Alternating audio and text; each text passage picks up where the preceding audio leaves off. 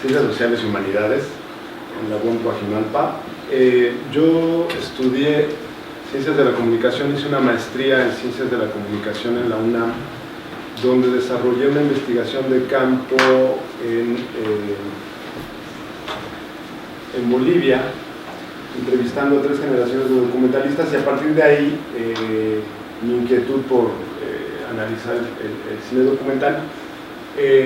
También decidí hacer una modificación sobre mi ponencia con la finalidad, bueno, de aprovechar de la mejor manera y clarificar un poco mejor lo que quiero decir. Esta investigación está en curso, estoy trabajando en ella, por lo que los conceptos que presento, el análisis que presento, pues es contingente, es sujeto a modificaciones, y bueno, este encuentro está resultando muy nutritivo para alimentar estos posicionamientos. Diré primero que coincido con el académico español Josep Catalda cuando dice que el análisis cinematográfico es un campo de turbulencias, disciplinas e indisciplinas. Porque bueno, cuando encontramos la necesidad de situarlo epistemológicamente, notamos en primer lugar que tiene su origen en la crítica cinematográfica que se ha venido desarrollando de forma constante a través de revistas y a través de distintas escuelas. Entonces, me gustaría en primer lugar posicionar esto. El corpus teórico actual es resultado de inquietudes vertidas por críticos cinematográficos que, bueno, han integrado una serie de elementos de todo tipo, historiográficos, teóricos, prácticos, y que, bueno, vienen de distintas tradiciones epistemológicas, hay que decirlo, la antropología, la sociología, la comunicación, y esto nos genera una situación de bastante turbulencia en la escena. Uno de los ejes importantes, la lingüística, ha permeado dentro del análisis cinematográfico, se ha convertido en un eje de orientación, en una caja de herramientas muy útiles para aproximarnos al cine, y pensando el cine con una categoría muy importante, transdisciplinaria, que es el discurso, ¿no?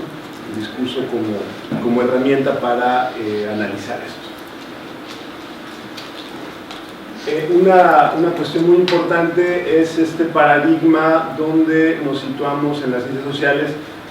Cambiamos de pensar la mente y el mundo a pensarla el discurso y el mundo, y nos dedicamos a analizar el discurso y ya no propiamente la realidad, sino el mecanismo a través del que nos aproximamos. Y bueno, como se veía en la ponencia anterior, este lenguaje, este discurso, pues el cine ha permeado como un discurso que ayuda a explicar fuertemente los fenómenos sociales.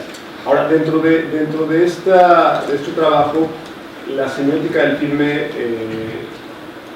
puede entenderse como una consecuencia de la conciencia lingüística, estoy citando a Robert Stamp, y a partir del trabajo de Saussure y Peirce, el lenguaje ya no es un mero apéndice de la realidad, sino el elemento formativo.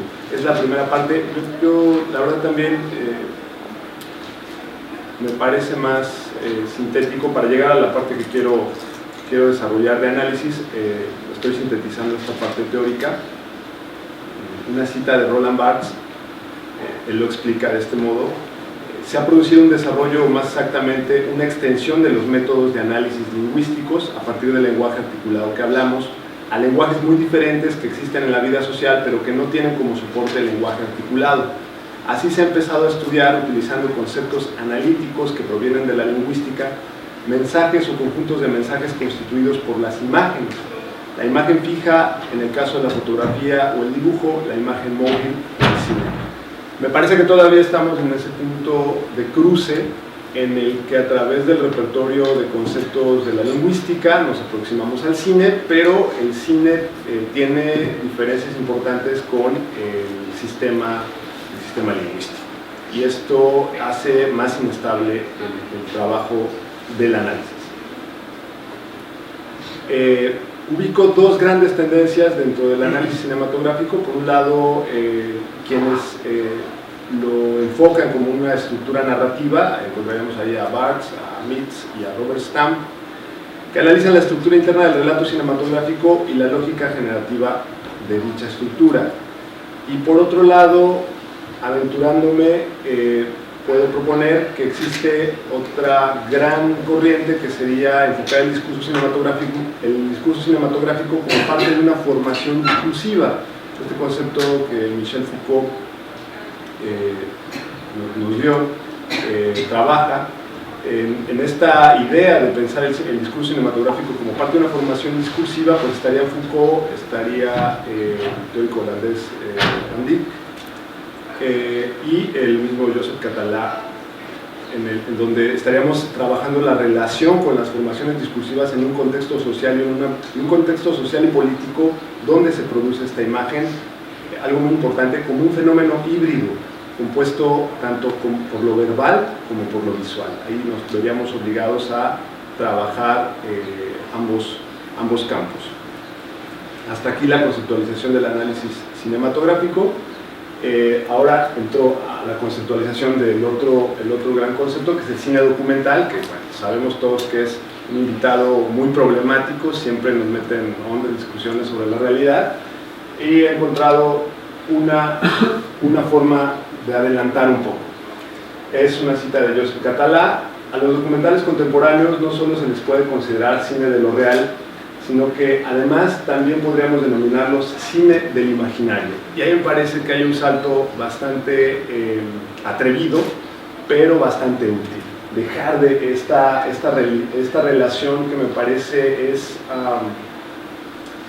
poco útil, la relación del cine documental con la realidad, ya que entramos a analizarlo, y más bien plantearlo como una situación imaginario, porque el concepto de la realidad, continuó la cita, ha trasladado su eje desde una geografía puramente exterior y objetiva a otra que no solo es interior y subjetiva, sino que combina ambos mundos y da forma a los fenómenos que la confluencia de los mismos produce.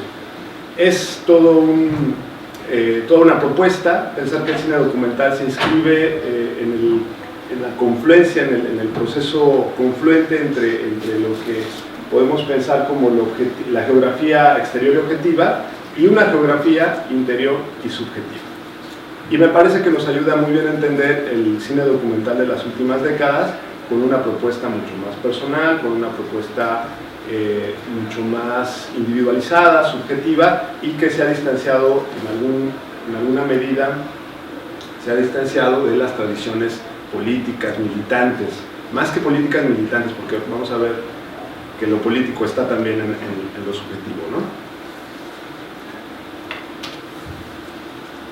Bueno, y luego después de esta noción, de esta reconceptualización del cine documental, pues bueno, el tema que nos trae aquí, lo nacional. ¿A qué podemos llamar nacional? Ya he empezado a incorporar discusiones que se han dado, pero me parece importante traer esta cita de Philip Rosen, donde nos dice que la discusión de un cine nacional presupone que hay principios de coherencia entre un gran número de películas y que estos principios tienen algo que ver con la producción y la recepción dentro de estas fronteras. Para el autor, la coherencia intertextual está conectada implícita o explícitamente con la coherencia política y social asignada a la nación. Podríamos ahí entrar en dilucidar si existe esta coherencia, ¿no? en el conjunto, en el corpus que llamamos cine nacional. Ya vemos que no, y que es un gran tema pensar en qué elementos comparten, cómo están asociados, y por otro lado también qué coherencia guardan con la realidad política y social, cuáles son sus sujeciones a los fenómenos sociales de un territorio determinado, ¿no? Qué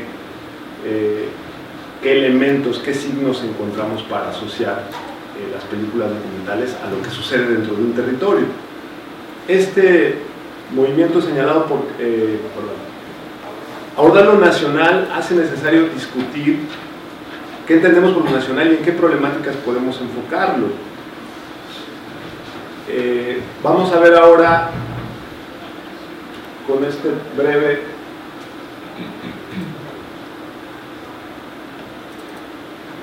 voy a mostrar el tráiler de Eco de la Montaña. Es uno de los autores que estoy trabajando, Nicolás Chavarría, y es el análisis que voy a proponer en los siguientes minutos.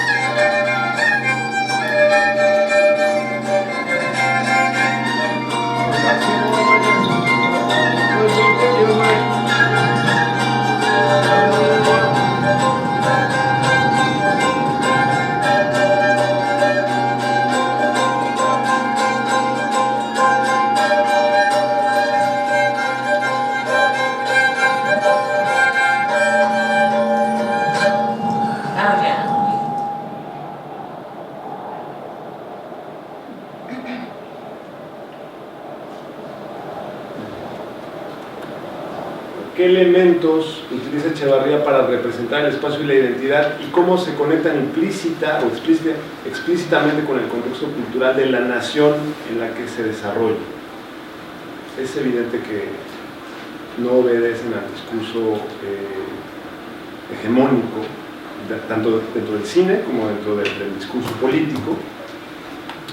Y también me parece que esto es el tráiler, pero también dentro de la película podemos encontrar este giro subjetivo del que habla Catalá, esta búsqueda de un territorio subjetivo y una problematización también de lo nacional. Hay implicaciones políticas en la forma en que está representando la etnia ibérica.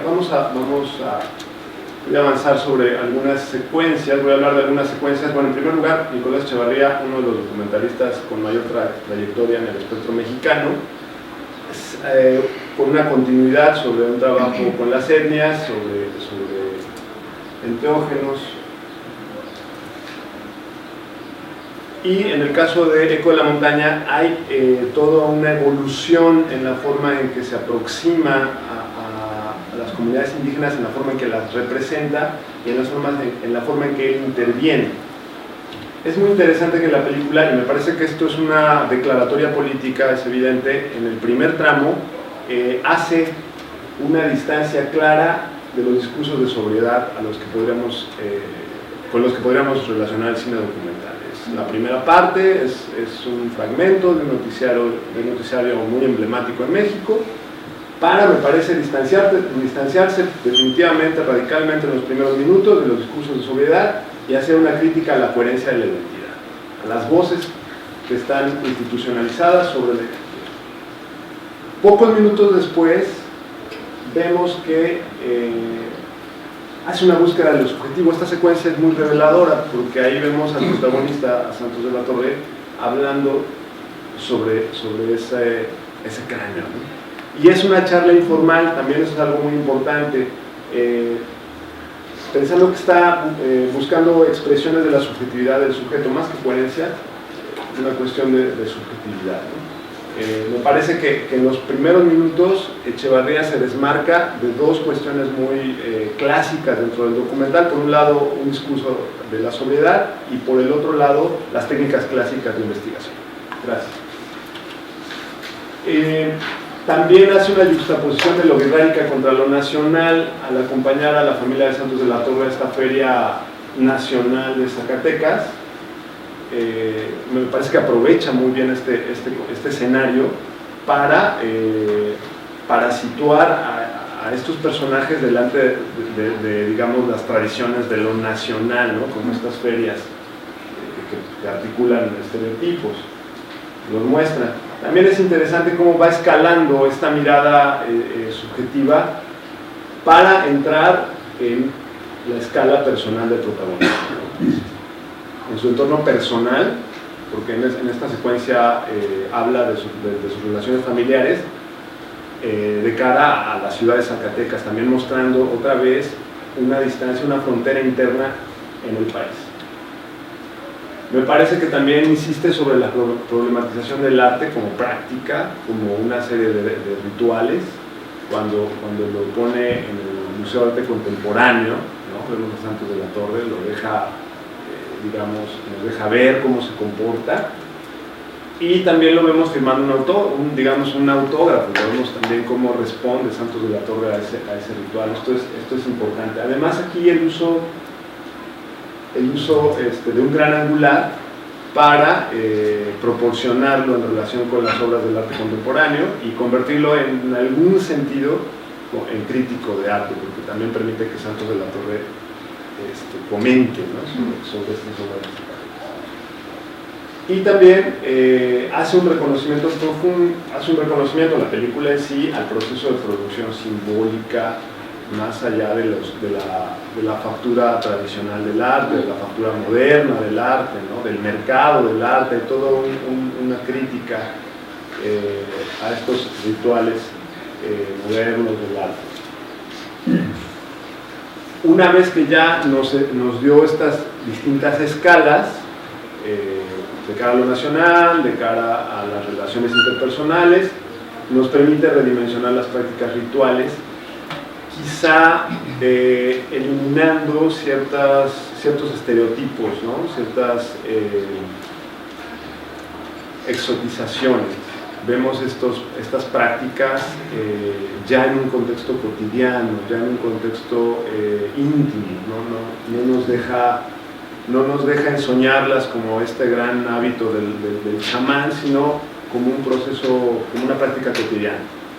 Voy a concluir. Y por supuesto, con todo esto y con el recorrido que hace junto con sus protagonistas, problematiza el territorio nacional. Nos cuestiona sobre dónde se desarrolla esto. Porque quizás si no supiéramos el nombre del país, pues reconocemos otro espacio, otra geografía, otra serie de símbolos en la película. De hecho, es una constante, digamos, el nominar los espacios que recorre con otros nombres que no son los federales, los estados, ¿no? Hay una insistencia sobre eso. Entonces, concluyo, Echevarría se desmarca radicalmente de los discursos de la sobriedad, tanto en lo nacional institucional, el noticiario como formato, los funcionarios como anunciadores, pero también toma distancia de las formas institucionales dentro del cine documental. La voz en off, la entrevista. La película documental Eco de la Montaña participa del giro enunciado por Josep Català, un documental contemporáneo que explora una geografía interior subjetiva, más que buscar una representación de lo nacional, se interna en un reconocimiento geográfico asociado a la experiencia subjetiva de los birránicas, a la experiencia de los birránicas. Y concluyo con esta cita: el cine documental ha dejado de moverse por los estrictos territorios de la verdad absoluta a los que se aferraba obstinadamente y ha empezado a navegar por zonas de ambigüedad que se ajustan mucho más al paisaje complejo de lo real.